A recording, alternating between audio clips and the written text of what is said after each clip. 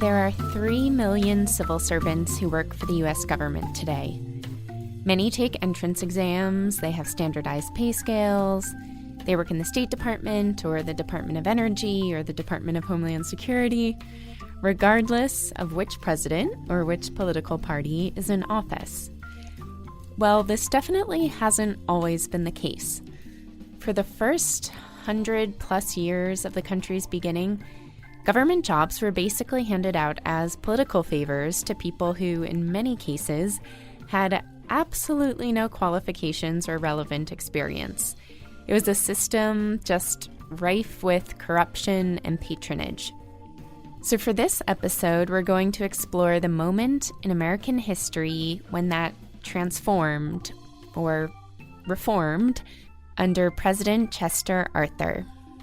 Now, I've got someone here who dove into the research for this episode with me, my colleague David Fahrenthold, who's a politics reporter at The Post, and who did an incredible series of stories investigating government waste. Thank you. Chester Arthur, thanks for volunteering for this one. The most obscure of all.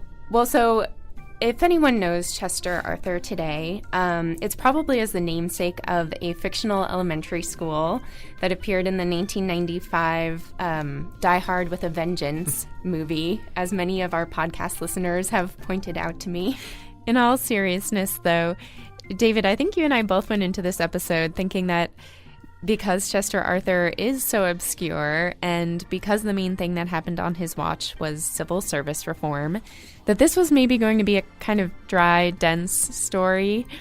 And we were so wrong. We were so wrong. Chester Arthur has one of the most amazing stories that I think we've heard yet in our study of the American presidency. He was the son of a Baptist minister. Then he sinks to the very sort of underbelly of New York City Gilded Age machine politics. He holds the most lucrative patronage job in the country as the collector of the Port of New York. And then at the very moment that Chester Arthur inherits the presidency and seems ready to just plunge the government into even deeper corruption, something magical and strange and completely unexpected happens. He goes from being Exhibit A of corrupt machine politics to being the person who actually reforms and cleans up the system. So all it took for Arthur to make that kind of redemptive arc was the death of a president and a set of mysterious letters from a woman that Arthur had never met, as we'll learn more about. So here is the story of Chester Arthur. I'm Lillian Cunningham with the Washington Post. I'm David Fahrenthold. And this is the 21st episode of Presidential.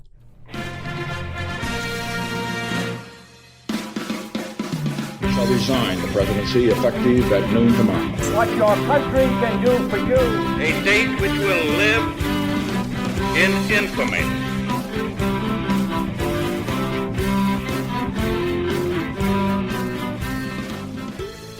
All right, so the very basics are that Arthur was born in Fairfield, Vermont in 1829, and he was one of 8 children. His father was a Baptist preacher who kept getting kicked out of parishes because he was such a fervent abolitionist. And so the family was constantly packing up and moving from town to town throughout Vermont and then throughout New York. And this kind of turned Arthur off from religion, but it didn't turn him off from advocating for African American rights.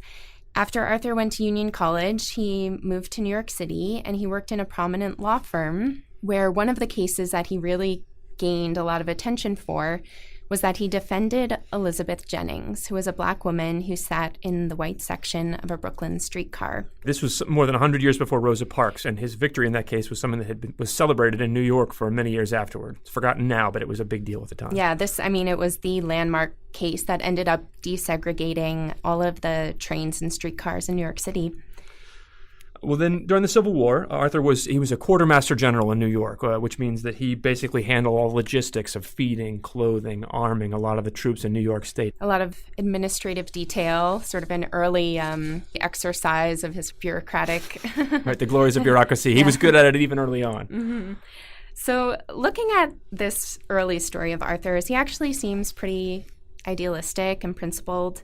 But during this time, he does seem to show also an increasingly persistent desire to gain money, to gain power. And this is sort of what brings him into working for bigwigs in the Republican Party of New York at the time.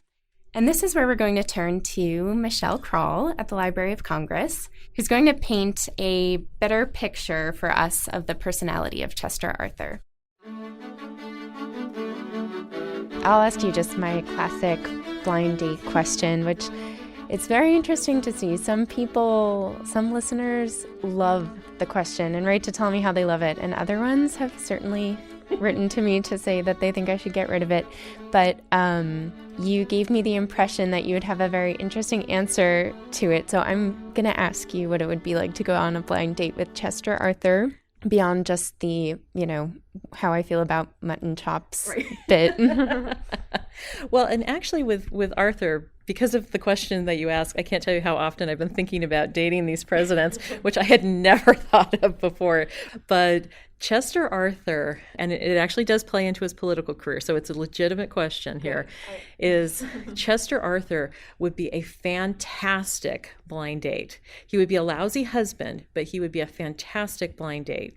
And the reasons are, and some of this sounds very superficial, I do understand. But for one thing, particularly when he was a younger man, he was very handsome.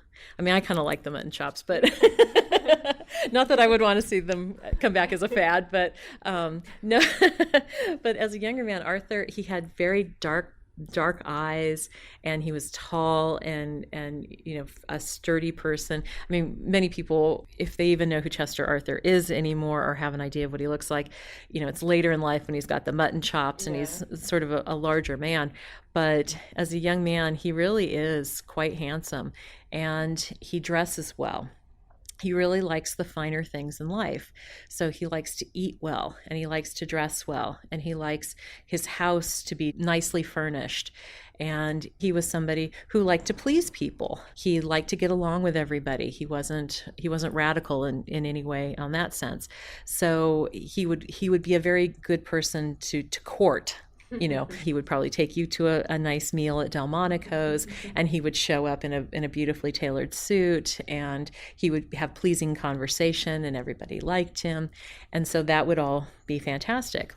The reason he would be a lousy husband, or a less devoted husband or attentive husband, and this is exactly what happened with his own wife, is in his public career, all those things that I just talked about, he is a party operative.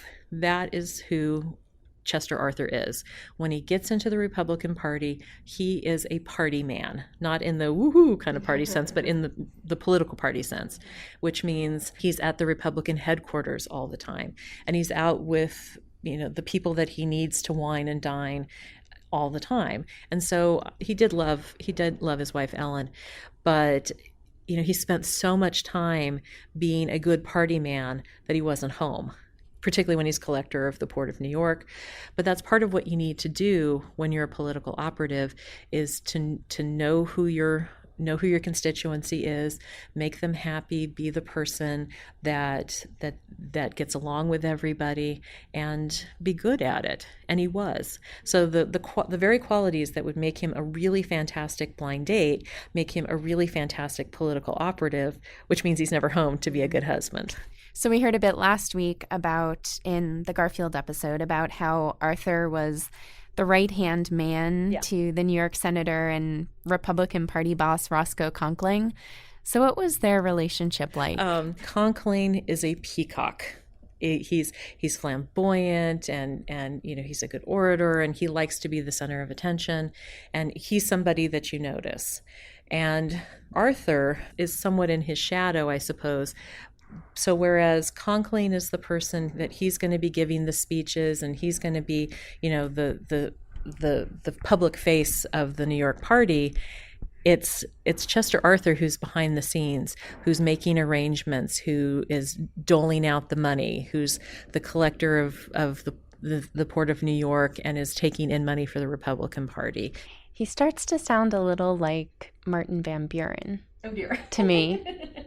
Well, I mean, I guess in the sense of The political operator, a bit behind the scenes. When you say political operative, that often sounds very harsh, but and kind of a hard-bitten character. But for Arthur, he seems to be a fairly sentimental person, or in touch with a kind of inner romantic or inner sentiment that comes out periodically. So he writes to his fiancée, Ellen, who is nicknamed Nell, when he's out in Missouri.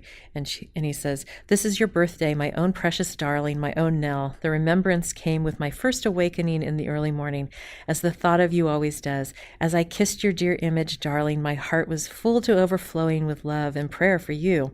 And when I looked out and I saw it was a glad, bright morning and everything looked fresh and beautiful, I thought it a happy omen. How full of joy and happiness the world seemed to me, for I felt that you are my own Nell, that you love me. I said, I am content. I was happy and thank God that he had so blessed me." So, but he also had, you can see a little bit of this he has an early friend, and particularly when his friend Campbell Allen is ill, he's really worried about him. And so he writes this letter, and this is 1850, so this is before he's even involved with Nell. And he says, we were sitting up like two owls until 2 and 3 in the morning with our pipes over the warm fire, quite satisfied with our little world within, and philosophically discussing the world without, laying bare to each other our mutual plans, hopes and fears, adventures and experiences, and so cozily chatting and smoking, and then tumbling into bed in the wee small hours and falling soundly asleep in each other's arms. And today, of course, we would put a completely different spin on that than what the 19th century folks would. But, he had the capacity for these very intense friendships. Arthur is somebody who's very capable of emotion and tapping into that. And it's said that after Garfield was shot, that, he was crying, he was in tears quite a lot. Mm. And so you also have a few other documents of his, right? What came to us, in addition to that one love letter to Ellen and the letters that he wrote to his friend Campbell Allen, were a lot of bills and receipts. The bills and things, are those interesting to look at, or? Well, I think they are. Sorry, that was a weird... But I'm a historian. Shouldn't have asked the question that way.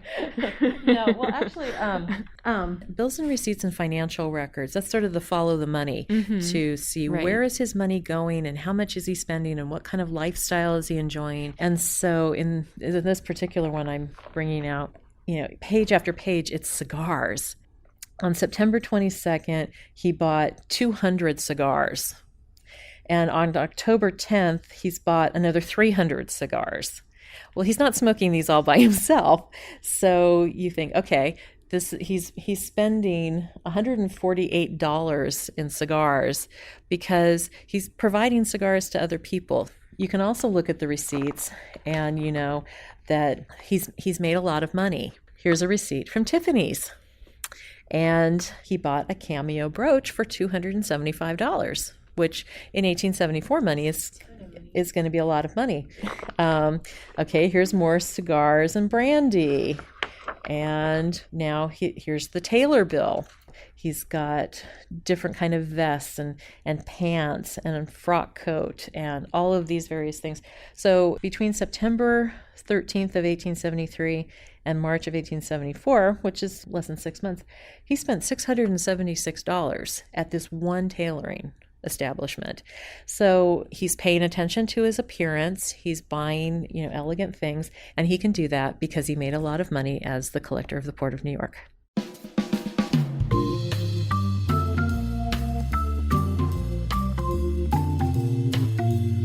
So David and I are now joined in the studio by Scott Greenberger. He's the executive editor of Stateline.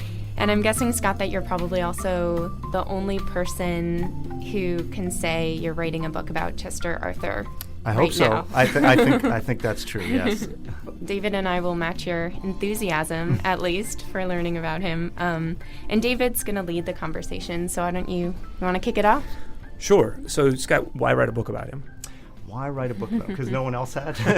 I think he's a fascinating figure for a couple of reasons. First of all, he was president during a period with a lot of parallels to our own period. Very often now you hear all this talk about income inequality and that this is somehow a second Gilded Age. Well, that was the first Gilded Age. And it was also the first time where there was concern, widespread concern about this, the interplay between big business and politics, money and politics. Some of the same issues we're grappling with today were issues then. Arthur was thought of as a party hack. I mean, in fact, he was sort of the king of party hacks, and a hackery on a level that it's hard for us even to imagine in our time. So describe his biggest role before he became president was collector of customs in New York City, which sounds like a really boring job, but actually was the pinnacle of hackdom. It was the best job. So it was the best job in the federal government. It was the highest paying job in the federal government when you combined the salary and the cut that he got in law. And this was actually legal, that every time the customs inspectors, who tended to be overzealous for obvious reasons, found that somebody had underpaid their duties, the collector and some of the other officers in the custom house would get a cut of the penalties. So there was a great incentive to find malfeasance, even when perhaps it wasn't there. You had the ability in that position to reward loyal party workers and supporters, and that was where he sort of honed his hackdom and really perfected the art. Now, we're talking about a time when there was no federal income tax. And so this port of New York, people paid duties as they imported goods. That was the source of some huge percentage of all the federal government's money. Over half. I believe it was something close to 70% of all the revenue came through this one custom house in New York City. So it was a tremendously important job. And it's chosen basically by a political machine, a local political machine from New York State. So he had never been elected to anything before. He was a lawyer, but he had no prior training. It wasn't as if he had been an importer or had been in business and was familiar with it. The sole criterion on which he got that job was that he was Roscoe Conkling's lieutenant, and President Grant, who had his own ethical challenges as president, particularly during his second term, named Arthur to that position at Conkling's behest. And I'll just toss in here that Arthur's annual salary at the time, once you factor in all of those kickbacks, was about $50,000. Exactly right. And as a comparison, the average skilled worker in the United States at the time was making about $500 a year. Wow, good work if you can get it. Yeah, huge, huge. And when you look back at what Arthur wrote at the time, did he feel any sort of shame about being that sort of chief hack? Oh, absolutely not. On the contrary, I mean, as a young lawyer, he had been idealistic, but after the Civil War, he headed in a very different path, and he fully embraced the machine politics of the period, first under Thurlow Weed, who was the boss of New York, and then Conkling. And so he fully recognized what his job was there, and that was to dole out patronage and to strengthen the New York machine, and he had no ethical problems with doing that. In fact, when one of his college classmates, a guy named Silas Burt, who also worked at the Custom House, pointed out to him, hey, some of your associates here are really, they're skimming money off the top, they're crooked, you've got people in this custom house who aren't qualified. Arthur said something like, I don't have any time for this goody-goody stuff. I mean, this is real life here, this is the way the world works. So how does somebody like that become the vice president? I mean, with no elected experience at all, a machine politician in New York, how does that guy get to be vice president? Well, what happened was after the presidency of Rutherford B. Hayes, and Hayes was a would-be reformer, machine politicians such as Conkling were appalled by that, and they wanted a return to the Grant years, which were horrific from an ethical perspective, terrific if you're a machine politician. So they were pushing at the 1880 convention for a third term for Grant. And at this convention, the forces supporting Grant and the forces supporting his main challenger, a senator from Maine named James Blaine, were at loggerheads. It went ballot after ballot after ballot. No one could get the majority. Finally, after dozens of ballots, they agreed on a third candidate who was acceptable to everybody, and that was James Garfield. Now, the problem was New York was the most populous state in the Union, incredibly important for the election. Republicans had to have New York. And so they felt like they had to throw Conkling a bone. They needed his support in the election. And they figured, all right, let's give the vice presidency to Arthur. This will be a sop to Conkling. Garfield is young, he's healthy. God knows the vice president doesn't do anything anyway. In fact, some people said he can do less harm as vice president than he was doing as collector of the Custom House. let's make it Chester Arthur vice president. And in fact, even though it was sort of a zero job, he was not actually that good at this zero job. He undermined the president in the first months, the president he was serving underneath. That's exactly what he did, because what happened was Conkling thought that as part of this deal for throwing his support behind Garfield in the election, that he would regain control of patronage at the Custom House. And instead, Garfield, from Conkling's perspective, double-crossed him and named this guy Robertson. And Conkling went nuts. He and the other senator from New York resigned in protest. And Chester Arthur, even though he was Garfield's vice president, he went to Albany to lobby for Conkling. He pushed Garfield to remove Robertson. So he was fulfilling the worst fears of people who were scared when he was named vice president, that he would just bring this machine politics into the White House. And then that changes because Garfield is shot. That changes everything. Garfield is shot by a disappointed office seeker who happened to be insane, but it did once again focus attention on this whole issue of patronage and the spoils system, which reformers for about 10 years had been pushing to overhaul. So now Garfield is... well, let me interrupt you for 1 second. The guy who shoots Garfield actually says Arthur's name, shoots Garfield, and then says what? That's right. He says, I'm a stalwart, and that was the name of the Republican faction that controlled the machine in New York, and now Arthur will be president.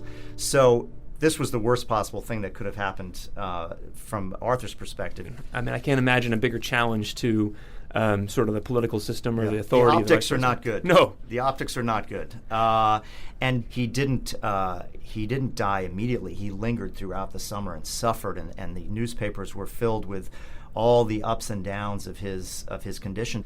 And so while Garfield is lingering, describe, well, first of all, talk about the newspapers. How did Arthur is now reading coverage about himself, the prospective idea that he would be president, and what does that coverage say about Arthur? They say things like, it's hard to imagine anybody in the country less qualified for this job than Chester Arthur. He would be the last choice, the New York Times says in an editorial the day after Garfield was shot. If we could vote on this, in essence, this is the last guy that we would want to be president of the United States. And then some people are suggesting that he had something to do with it, which is incredible. Some papers are comparing him to Mary Surratt, the boarding house owner, who was hanged for being a conspirator in the Lincoln assassination. And they say the evidence, the circumstantial evidence at least, is greater against Arthur and Conkling than it was against Mary Surratt, and we hanged her. So, I mean, this is very vicious press coverage. How long did it take before people realized that Arthur had nothing to do with it? As the summer went on, the accusations that he'd had something to do with the crime faded away. But that did not change the fact that people thought he was totally unqualified, that he was a party hack, that he would bring the worst features of machine politics into the White House.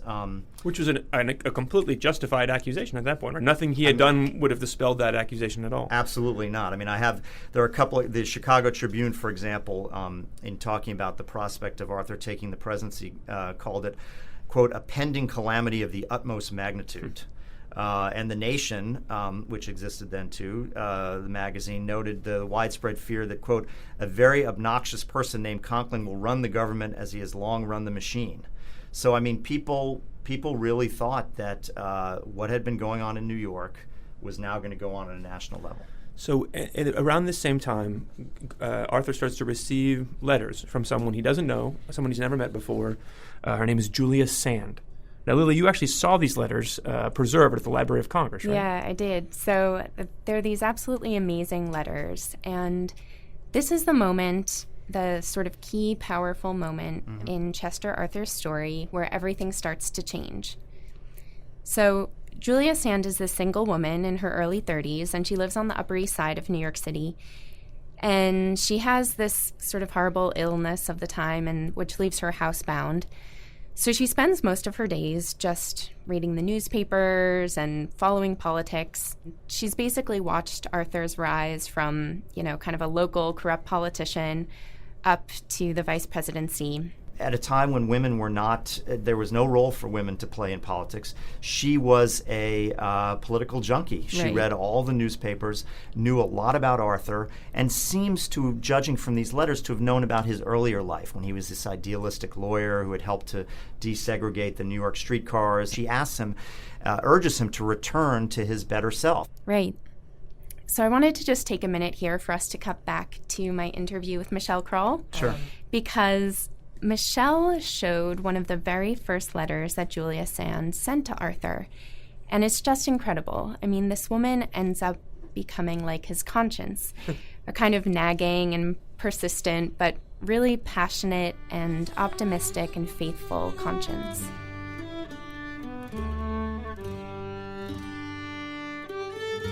So she writes to him, she says, "The hours of Garfield's life are numbered. Before this meets your eye, you may be president. The people are bowed in grief. But do you realize it? Not so much because he is dying, as because you are his successor." I mean, you think, oh my word, you know. And then, what president ever entered office under such circumstances so sad? The day he was shot, the thought rose in 1,000 minds that you might be the instigator of the foul act. Is it not that a humiliation which cuts deeper than any bullet can pierce? Your best friend said Arthur must resign. He cannot accept office with such a suspicion resting upon him. And now your kindest opponents say Arthur will try to do us right, adding gloomily, he won't succeed, though. Making a man president cannot change him. And then she says, but making a new president can change him. At a time like this, if anything can, that can. Great emergencies awaken generous traits which have lain dormant half a life. If there's a spark of true nobility in you, now is the occasion to let it shine. And she goes on and on and on about she sees something decent and noble in Arthur and says, this is your moment to set yourself free. You know, this is almost like a new rebirth.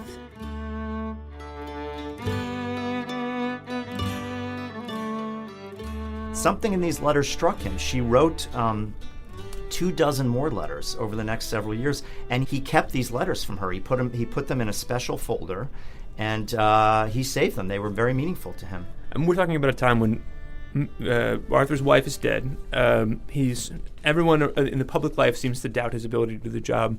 This is literally one person who writes to him to say, I believe in you, you can be somebody different than you are. And it's hard to know now, but what kind of impact did that have on him? He didn't write back, right? He didn't write back to the letters at all. As far as we know, he didn't write back. However, she was, as I mentioned, she was a political junkie. In many of the letters, she had very specific advice on pieces of legislation that he ended up following. The other thing, two other things suggest that she did have an impact. The first is that he paid her a surprise visit once in the summer of 1882, I believe. He just showed up at her doorstep to thank her for the letters and to talk to her. I mean, this is this is amazing. This is the President of the United States literally just pulling up in his carriage and saying, hi, I wanted to come say hello. That was the first thing. The other thing is that at the end of his life, he seemed to be ashamed of his history before he was in the White House. And he called one of his as he was on his deathbed, in essence, he asked one of his old Custom House colleagues, a guy aptly named Jimmy Smith, to come and burn all of his papers. And they filled 3 huge barrels of the papers and burned almost everything. But those letters were saved. Those letters are still in the Library of Congress. Wow. And so when he gets to be president, Garfield dies in the fall of 1881. Arthur's sworn in. How do we know, what's the first sign that he actually is different, that he's taken a lesson from these months of being beaten up in the press? Well, the first thing he does, which surprises people, is he wrote out a long list of, in essence, his legislative priorities, and he shocked everybody in that first message and said, one of the things I want Congress to do is to pass civil service reform. I mean, people couldn't believe it. Here's a guy who was the antithesis of civil service reform. He was Exhibit A for why we needed it, and yet here he is calling for it. Well, we know the federal bureaucracy, and a lot of people are critical of the federal bureaucracy as it exists now. But the way that it existed then, the purpose of it, how did the federal bureaucracy work at that time? It had nothing to do, in essence, with doing the people's business. It was filled with people who had their jobs because of their support for the party in power. It was the spoils system. So a party would come to power and they would fill these federal jobs with their supporters. In fact, the people in office were required to make campaign contributions. Today, we have all these rules about what sort of political involvement federal employees can have. Back then, they were required to. They literally the party officials would set up shop across the street from the custom house, and people would have to go over there and sign over a percentage of their salaries to the party. If they didn't do it, they were fired. As you might imagine, people's actual expertise for the jobs they were supposed to be doing was not a high priority. These people, most of them had no idea what they were doing. There were no civil service exams. There were no minimum qualifications. You had the job for as long as your party was in power, and now Arthur, who is the king of this system, the man who got to be president somehow because he rose through that system, is saying, how does he want to change it? When he says civil service reform, what does that mean? Well, there had been a civil service reform bill that had been pending in the legislature, and it had just been sitting there. I mean, politicians on Capitol Hill weren't any more eager to pursue it than presidents or party bosses in New York. So it had been languishing, and he said, you know what? I have, at this point, early on, he said, I still have some reservations about the idea of competitive examinations. However, I do think we need some standards in place for qualifications. We need to just bring in people who know what they're doing.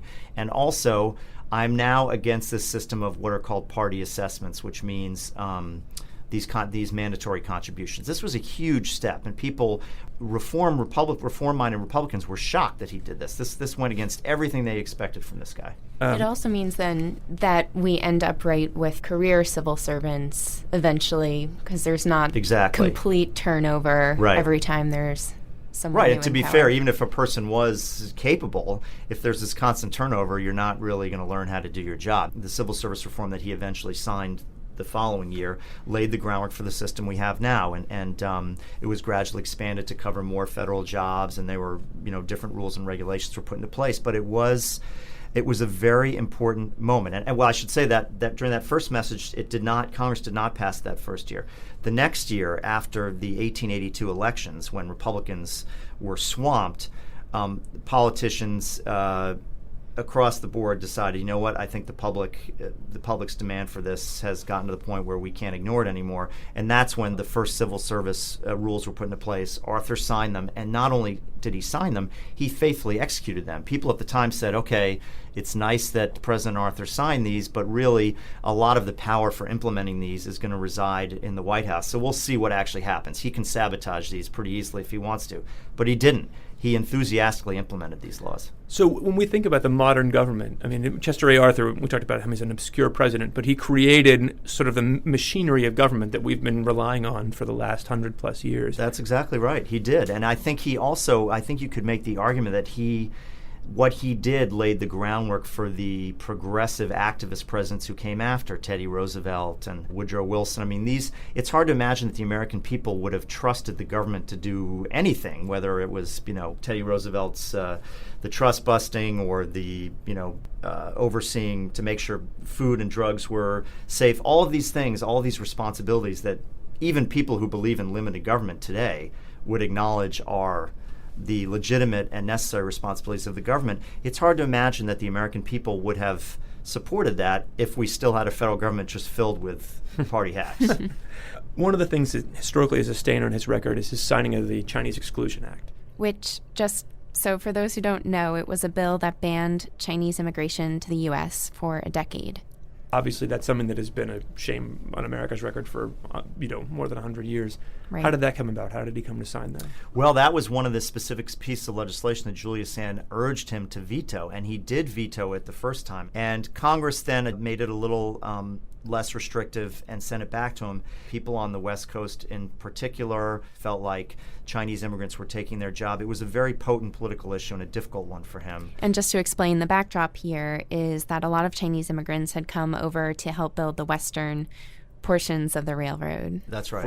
Looking back, not his finest moment. However, in the political climate of the time, it would have been very, very difficult for him to veto that, and Congress probably would have overridden his veto. There was a tremendous amount of support for that bill.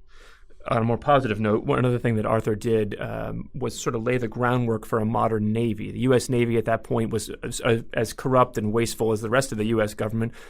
So Arthur begins the reforms with things like the Naval War College, the Office of Naval Intelligence, and he did a lot to clean up the Navy's sort of incompetence and corruption and rebuild it. And we're talking about preparing the country to be kind of a modern Navy and a world power in the next few decades. This embrace of reform, civil service, good government, did it cause any problems between Arthur and the machine politicians that created him? Oh, it sure did, because the other thing that he did shortly after he became president, which convinced people that maybe he had changed, was that Conkling came to see him and said, you know what, okay, now you're president, time to put our guys in charge of the Custom House again. And Arthur said, you know what, I can't do that. And Conkling was enraged by this and never forgave Arthur. In explaining this decision, he said, for the vice presidency, I was indebted to Roscoe Conkling, but for the presidency, I'm indebted to God Almighty. So he saw that what had happened with Garfield, this amazing sequence of events where he had gone from party hack to the most powerful office in the land, this had changed him. He realized that he had a greater responsibility. He now was president of the United States. He must have ended up rather alone. He ended up very alone. The reformers, despite some of the good things he did in terms of implementing civil service reform, never fully trusted him. And Conkling and the machine, they ended up despising him. So he was sort of stuck between two stools, as people said. He did the right thing, but it didn't really win him many friends. No one really loved him.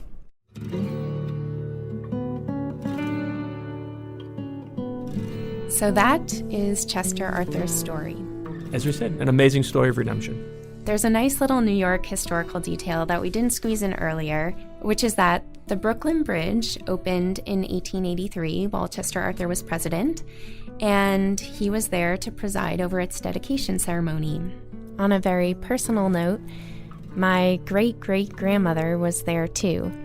She was a 17-year-old Irish immigrant at the time, and she walked across the bridge on its opening day. Also, we should say that for a lot of Arthur's presidency, he knew he was dying. He was been diagnosed with something called Bright's disease, which is not a disease, we don't call it by that name now. It's some kind of kidney ailment. But basically for a couple of years, Arthur had this painful condition, which he concealed, sort of in keeping with Victorian Didn't tell anyone. Yeah, didn't tell anybody even close to him. But he knew that it would end his life shortly. So he campaigns, not very strongly, but campaigns for the re-election in 1884 and is not renominated. His party nominates somebody else.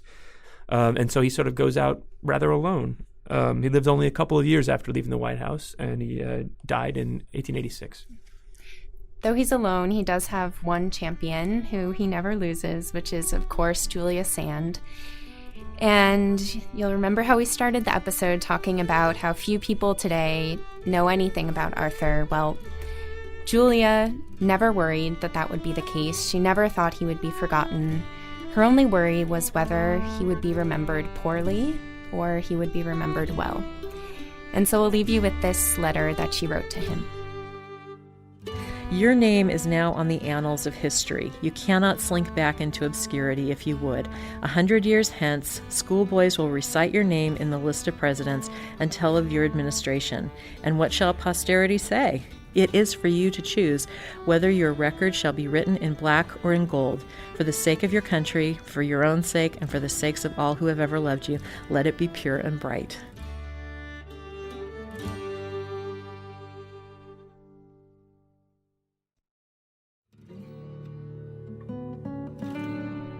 Very many thanks this week to David Fahrenthold, my colleague at the Post, to Scott Greenberger, the executive editor of Stateline, and of course to Michelle Kroll at the Library of Congress.